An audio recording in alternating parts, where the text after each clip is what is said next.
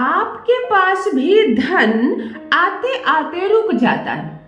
मानो धन से कोई दोस्ती ही नहीं आपकी, धन से दुश्मनी भी है। दो बातें होती है, या तो आपसे दोस्ती है या तो दुश्मनी है। देखो, दोस्ती हो तो वो लोग आपके पास खींचे चले आते हैं, और किसी से दोस्ती ना हो तो कोई नहीं आता। लेकिन यदि किसी से दुश्मनी हो तो कोई ना भी आए तो घर बैठे बैठे आपका नुकसान करता है। तो यहाँ धन से यदि आपके पास धन नहीं आता, कोई बुरी बात नहीं है, नहीं आता है धन, जितना है उतना तो संचित रहे। परंतु यहाँ बैठे बिठाए घर में जो कमाई हुई पैसे हैं वह भी हर महीने निकलते जा रही है, यानी धन से हो गई है आपकी दुश्मनी। मनुष्य से जोड़ के देख लो, किसी मनुष्य से दुश्मनी हो तो वो घर में शांत नहीं बैठेगा, वह तुम्हारे जीवन को तुम्हारे हाल पर नहीं छोड़ देगा। वो क्या करेगा, वो अपने घर बैठे बैठे तुम्हारा नुकसान करना प्रारंभ करेगा। उसके हाथों जो चीज आएगी उसका नुकसान कर देगा। वो तुम तक खुशियों को पहुंचने नहीं देगा, तुम तक किसी काम को बनने नहीं देगा।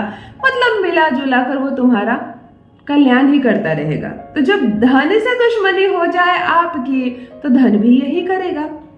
एक तो धन आएगा नहीं आपके पास, जो धन बड़े परिश्रम से आपने अपनी किस्मत से कमाई भी है वह धन भी निकलते जाएगी।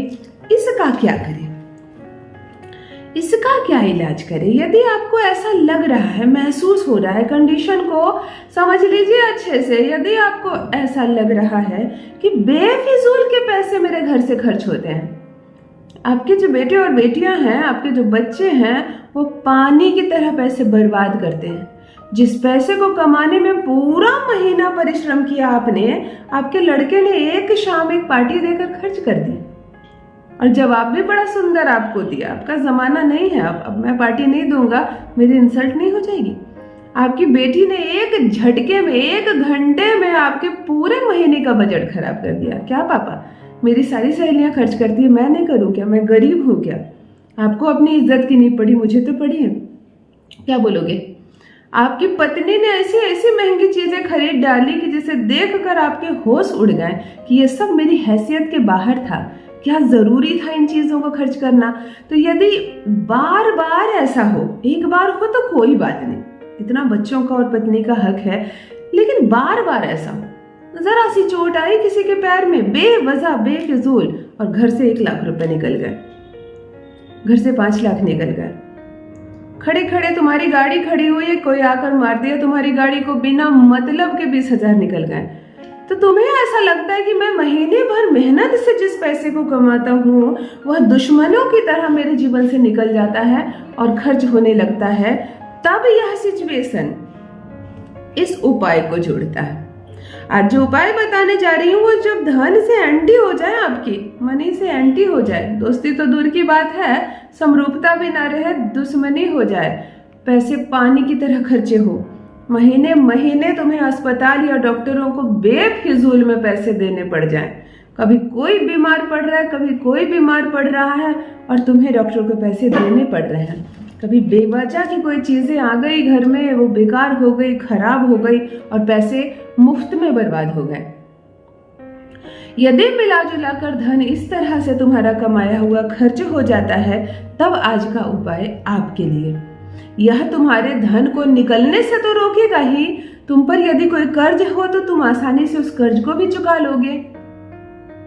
तुम्हारे पास धन आ नहीं रहा तो धन आने लगेगा, और जब धन आने लगेगा, जमा हुआ धन ना निकले, तब तो वैसे भी तुम माला माल हो जाओगे, वैसे भी बन जाओगे करोड़पति। जान लीजिए प्रथम मैं कौन हूँ। नमस्कार दोस्तों, मैं हूँ खुशबू सिंह। बहुत स्वागत, बहुत अभिनंदन करती हूँ आप सबका अपने YouTube चैनल एस्ट्रो खुशबू सिंह में।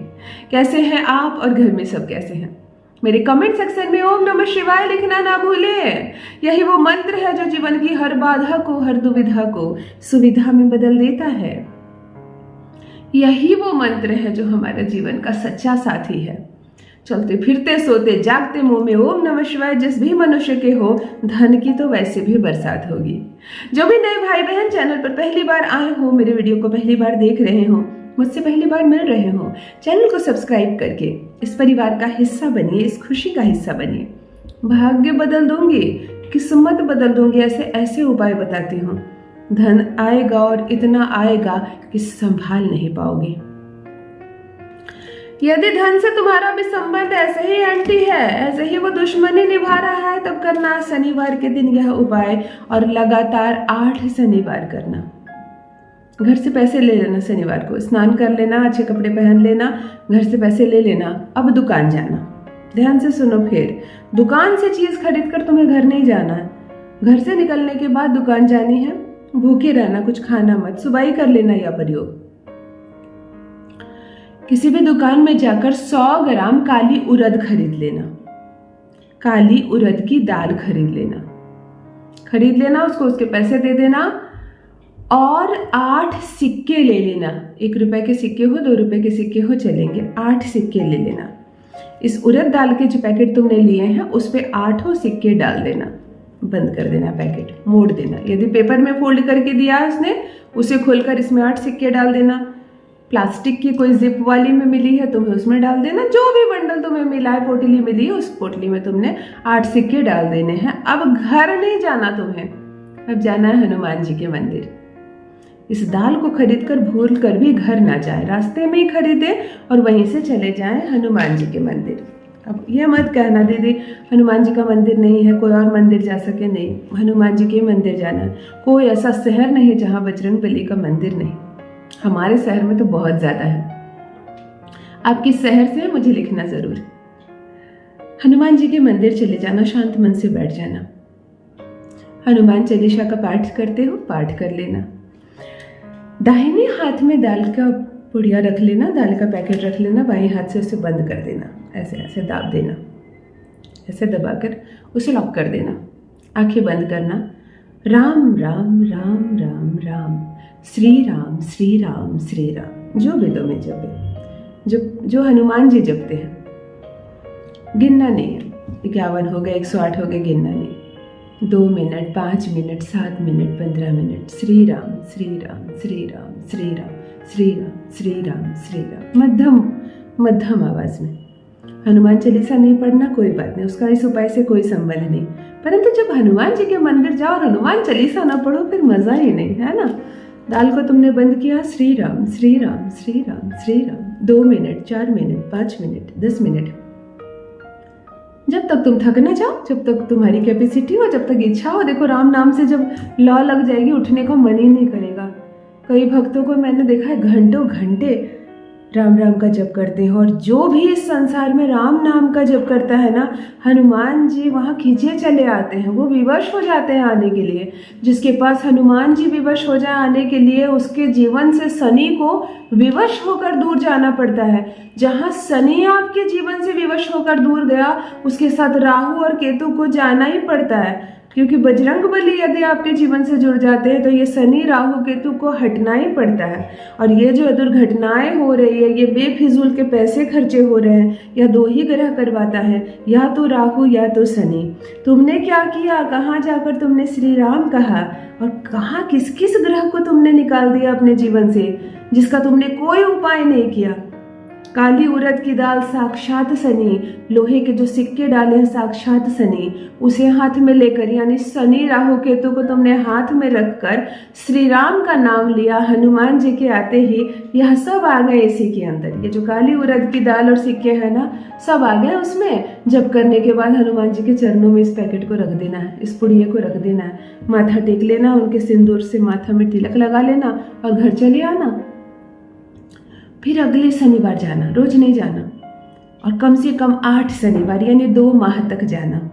और फिर मुझे बताना कि प्रथम शनिवार से ही तुम्हारे जीवन में क्या फर्क पड़ने लगा, कैसे तुम्हारे जीवन से शनि राहु केतु का प्रभाव खत्म हो जाएगा, बेफिजूल के खर्चे बंद हो जाएंगे, धन की बर्बादी बंद हो जाएगी, बच्चे सही रास्ते पर आ जाएंगे, और सब कुछ अचानक से लगेगा मैंने कुछ किया ही नहीं, और सब कुछ अचानक से ठीक हो जाएगा।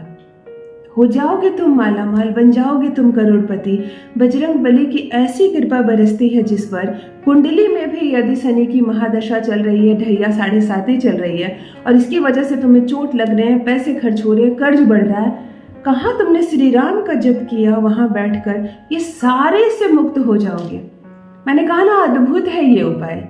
इस अद्भुत उपाय को जरूर करना और मेरे साथ अपना अनुभव अवश्य साझा करना। बजरंगबली की कृपा बरसे तुम पर, हो जाओ तुम करोड़पति। बहुत बहुत धन्यवाद।